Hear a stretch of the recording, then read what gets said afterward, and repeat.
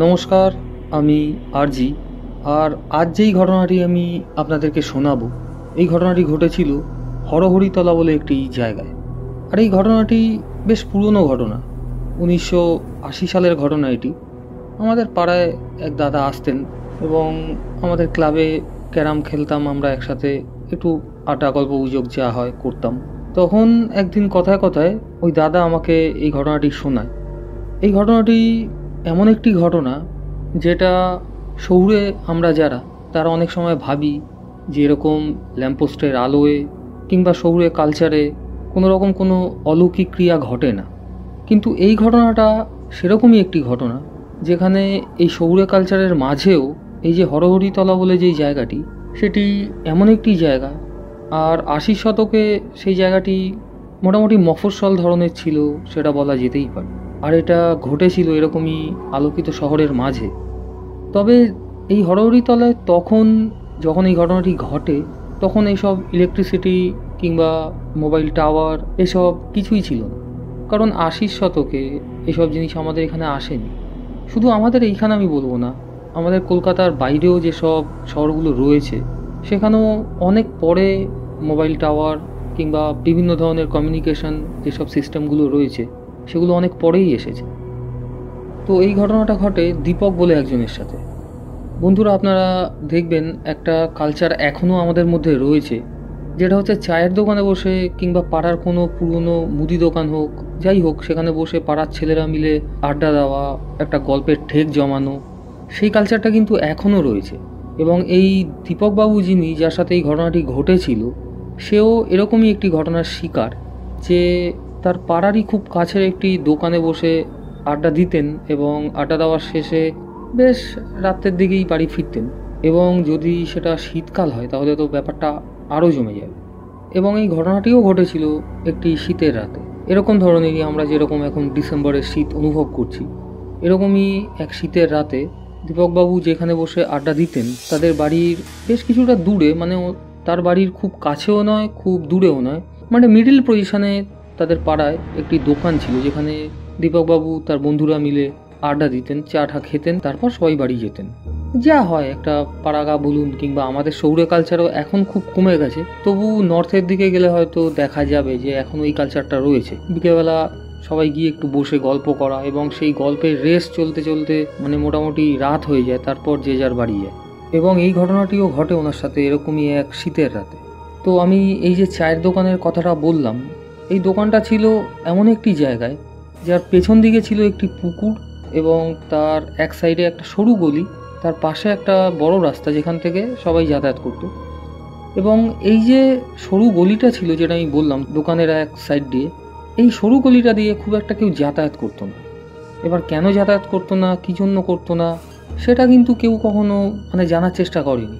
শুধু বলা হতো এইখানে গলিটা ফাঁকা গলি, হয়তো চোর ঠোর ছিনতাইবাজ ঘোরে, এই জন্য হয়তো ওখান থেকে কেউ যাতায়াত করতে চায় না।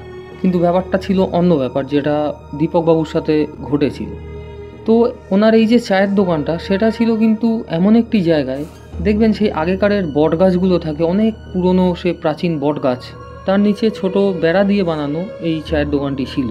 এবার সামনে দিয়ে একটু বসার জায়গা, যেখানে ওনার কাস্টমাররা কিংবা পাড়ার ছেলেরা গিয়ে একটু বসতো, গল্প করতো। দীপকবাবু যেরকম যেতেন, বসে একটু গল্প করতেন। এবার পেছন দিকটা ছিল চায়ের দোকান। এবার চায়ের অর্ডার হতো, ওখানে চা আসতো, ওনারা ওখানে বসে বসেই চা খেতো আর গল্প করতো। মানে বুঝতে পারছেন তো, দোকানটা কিন্তু একচালি দোকান। সামনে বাঁশ দিয়ে একটু ছোট্ট মতো জায়গা করা, প্যাসেজ যেটাকে বলা হয়, সেই প্যাসেজটার মধ্যে ওনারা বসতো, এবং পিছন দিকটায় ছিল দোকানটা, মানে স্টলটা। তো যাই হোক, ওখানে ওনারা এরকম শীতের সময় বেশ বসে গল্প টল্প করতো।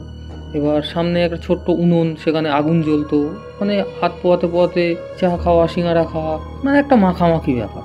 তো দীপকবাবু কিন্তু কোনোদিনও ওই সরু গলিটা দিয়ে যাতায়াত করতো না, কেউই করতো না। এবার দীপকবাবুকে সবাই বারণ করতো ওখান দিয়ে যেতে, এই জন্য উনি যেত না। কিন্তু উনি কিন্তু জানতো না ওইখান দিয়ে কেন যাতায়াত করা বারণ।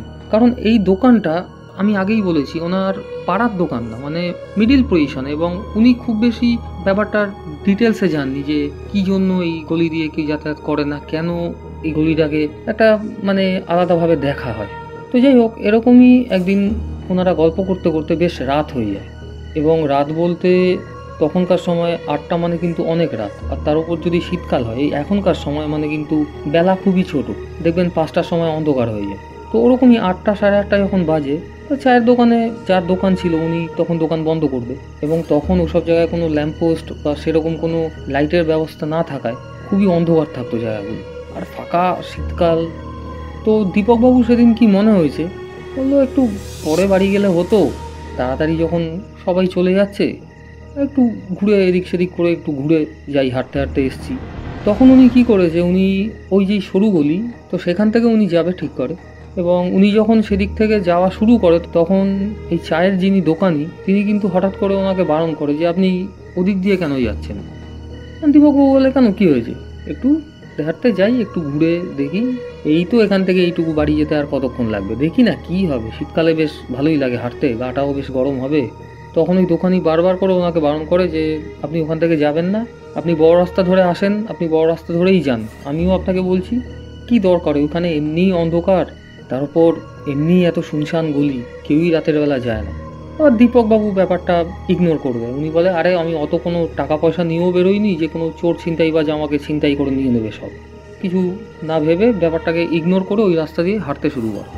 তো উনি হাঁটছে হাঁটছে, চারদিকে দেখছে ফাঁকা জায়গা, মানে যার যার জমি তখন ফাঁকা জায়গা ছিল, এবার কিছু কিছু জমি বিক্রি হয়েছিল যেগুলো ব্যারিকেড করে রাখা হয়েছে, তো উনি ওসব জিনিসগুলো দেখতে দেখতে যাচ্ছে।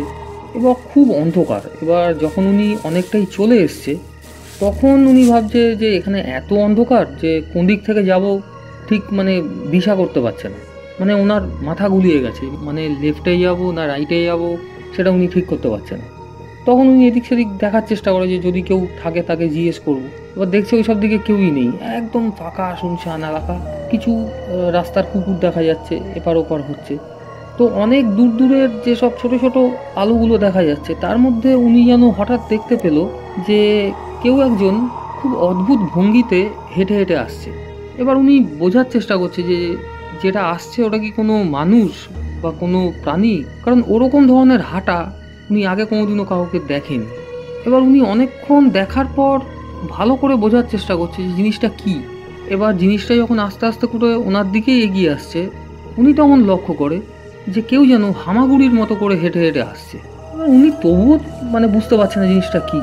এবার উনি আরেকটু হাঁটতে হাঁটতে যায়, এবার গিয়ে দেখছে মানে কোনো একটা কালো মূর্তি যে ওরকম হামাগুড়ির মতো হেঁটে হেঁটে আসছে। এবার এইটা দেখে উনি তো ওখানে ঘামতে শুরু করে দেয় এবং সত্যি খুব ভয় পেয়ে যায়। এবার ওরকম একটা নির্জন জায়গায় আশেপাশে কাউকে ডাকতে পারছে না, উনি তখন কি করেছে, উনি উল্টো দিক থেকে একদম দিয়েছে নাক বরাবর সোজা দৌড়, এবং দৌড়তে দৌড়তে দৌড়তে ওই চায়ের দোকানের কাছে যখন এসে পড়েছে তখনও দেখছে ওই চায়ের দোকানই রয়েছে, এবং উনি সবে মাত্র মানে দোকান বন্ধ করে এবার বেরোবে। তো উনি ওনার এরকম অবস্থা দেখে, মানে দীপকবাবুর এরকম অবস্থা দেখে উনি জিজ্ঞেস করছে আপনার কী হয়েছে। তখন উনি ওখানে বসিয়ে একটু জল ঢল ওনাকে দিল, এমনি ঠান্ডার মধ্যে মুখে চোখে তো আর জল দিতে পারছে না, তো বলছে আপনি একটু জল খান। তো একটু জল ঢল দিয়ে উনি একটু জল ঢল খেলো, খেয়ে উনি মানে রীতিমতো হাঁপাচ্ছে, মানে উনি কিছু বলতে পারছে না, বলার অবস্থায় নেই। তখন দু একজন ওখান থেকে যাতায়াত করাতে ওই চায়ের দোকানি উনি সবাইকে ডেকে বলে একটু আমাকে সাহায্য করো, ওনার দেখো হঠাৎ করে কি হয়েছে। এবার সবাই তখন এসে বসে, এসে মানে ওনাকে ধরে আরেকবার দোকানটা খোলা হয়, দোকানটা খুলিয়ে ওনাকে বসানো হয়, তারপরে একটু গরম চা ওনাকে দেওয়া হয় যে আপনি চাটা খান, একটু রিল্যাক্স হন। তখন দীপকবাবু বলল এই ঘটনাটা যে আমি এরকম অন্ধকারে যখন যাচ্ছি আমি এমন একটা মূর্তি দেখলাম যে কোনো মানুষও না, কোনো পশু বলে তো আমার মনে হলো না। এবং তখন আরও যে কজন ছিল প্রত্যেকেই কিন্তু ওই একই কথা বলল যে ওই জায়গাটার মধ্যে এমন কিছু জিনিস রয়েছে সেটা হয়তো কোনো অলৌকিক বস্তুর সঙ্গে রিলেটেড। এবার দীপকবাবু তখন আরও ঘাবড়ে যায়, উনি তখন বলছে অলৌকিক ধারণা কোনোদিনও আমার ছিল না, এবং আজ যেটা আমি দেখলাম সেটা সত্যি আমি বিশ্বাস করতে বাধ্য হচ্ছি যে অলৌকিক কিছু ঘটে, কারণ লাইফে প্রথমবার আমি এরকম কিছু দেখলাম যেটা আমাদের এই শহরেও ঘটে।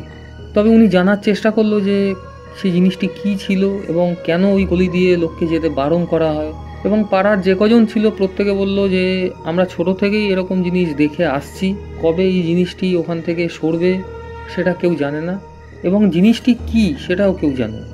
এবং অনেকের মতে বলা হয় যে ওখানে ওই গলিটার সামনে কোনো এক সময় কোনো সাধু থাকতেন, তাকে নাকি ওখানে আশ্চর্যজনকভাবে একদিন মৃত অবস্থায় পাওয়া যায়, এবং তারপর থেকে নাকি ওরকম ঘটনা ওখানে ঘটে আসে। কিন্তু এই জিনিসটি যেটা রাতের বেলায় দেখা যায়, যেটা অনেকেই দেখেছে এর আগেও, যে এই হামাগুড়ি দিয়ে কে ওখান থেকে আসে, সেটা কিন্তু কী জিনিস সেটা কেউ সঠিক বলতে পারেনি। তো এই ঘটনাটি ঘটার পর আজ হয়তো ওই সব জায়গা আর নেই, এখন ওই সব জায়গা ডেভেলপ হয়ে গেছে এবং বড় বড় বিল্ডিং কমপ্লেক্স সব তৈরি হয়ে গেছে। তো যেই সব জায়গা নির্জন, সেখানেই যে ওরকম কিছু ঘটবে তার কোনো মানে হয় না। এরকম আলোকিত শহরের মাঝেও এসব জিনিস ঘটতে পারে। প্যারানর্মাল অ্যাক্টিভিটি যে কোনো জায়গায় যে কোনোভাবে ঘটতে পারে। হয়তো আমাদের আশেপাশেও এরকম জিনিস ঘটে, আমরা সেগুলো ফিল করতে পারি না, আবার অজান্তেই হয়তো কিছু ক্ষেত্রে আমরা সেই জিনিস দেখতেও পারি। তো এই ছিল ঘটনাটা। বন্ধুরা, আপনাদের এরকম কোনো অভিজ্ঞতা থাকলে আমাদেরকে শেয়ার করুন, আমাদেরকে মেল করুন, নিজেদের ফোনে অডিও রেকর্ড করে আমাদেরকে পাঠান। আমাদের মেল আইডি ডেসক্রিপশন বক্সে দেওয়া রয়েছে। দেখা হচ্ছে পরের এপিসোডে এরকমই কোনো সত্য, ভৌতিক, অলৌকিক ঘটনা নিয়ে। ততক্ষণ ভালো থাকুন, সুস্থ থাকুন, শুনতে থাকুন আমার সঙ্গে RG রেডিও স্টেশন।